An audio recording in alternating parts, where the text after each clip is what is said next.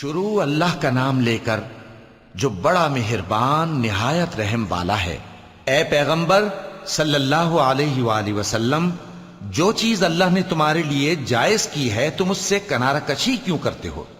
کیا اس سے اپنی بیویوں کی خوشنودی چاہتے ہو؟ اور اللہ بخشنے والا ہے، مہربان ہے۔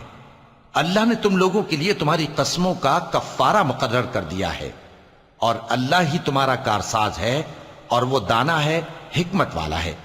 اور یاد کرو جب پیغمبر صلی اللہ علیہ وآلہ وسلم نے اپنی ایک بیوی سے ایک بھید کی بات کہی تو اس نے دوسری کو بتا دی، پھر جب اس نے اس کو ظاہر کر دیا اور اللہ نے اس حال سے پیغمبر صلی اللہ علیہ وآلہ وسلم کو آگاہ کر دیا تو پیغمبر صلی اللہ علیہ وآلہ وسلم نے ان بیوی کو وہ بات کچھ تو جتائی اور کچھ نہ بتائی۔ سو جب وہ بات ان کو بتائی تو وہ پوچھنے لگیں کہ آپ کو یہ کس نے بتایا؟ فرمایا کہ مجھے اس نے بتایا ہے جو سب کچھ جاننے والا ہے، خبردار ہے۔ اگر تم دونوں اللہ کے آگے توبہ کرو تو بہتر ہے، کیونکہ تمہارے دل مائل ہو ہی گئے ہیں۔ اور اگر پیغمبر صلی اللہ علیہ وآلہ وسلم کے خلاف باہم اعانت کرو گی تو اللہ اور جبریل اور نیک کردار مسلمان ان کے حامی اور دوستدار ہیں، اور ان کے علاوہ سب فرشتے بھی مددگار ہیں۔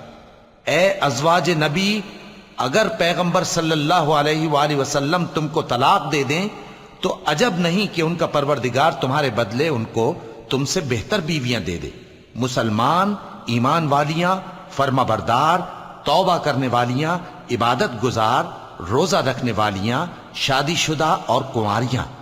مومنوں، اپنے آپ کو اور اپنے اہل و عیال کو اس آگ سے بچاؤ جس کا ایندھن آدمی اور پتھر ہوں گے، اور جس پر تند خو اور سخت گیر فرشتے مقرر ہیں۔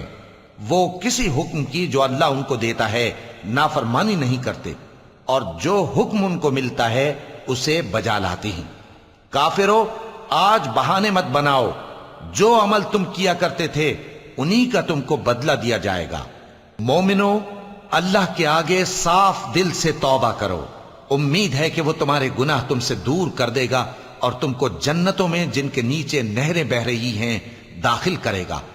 اس دن اللہ پیغمبر صلی اللہ علیہ وآلہ وسلم کو اور ان لوگوں کو جو ان کے ساتھ ایمان لائے ہیں رسوا نہیں کرے گا، بلکہ ان کا نور ایمان ان کے آگے اور داہنی طرف روشنی کرتا ہوا چل رہا ہوگا، اور وہ اللہ سے التجا کریں گے کہ اے پروردگار، ہمارا نور ہمارے لیے پورا کر اور ہمیں معاف فرما، بے شک اللہ ہر چیز پر قادر ہے۔ اے پیغمبر صلی اللہ علیہ وآلہ وسلم، کافروں اور منافقوں سے جہاد کرو اور ان پر سختی کرو، اور ان کا ٹھکانہ دوزخ ہے، اور وہ بہت بری جگہ ہے۔ اللہ نے کافروں کے لیے نوح کی بیوی اور لوط کی بیوی کی مثال بیان فرمائی ہے۔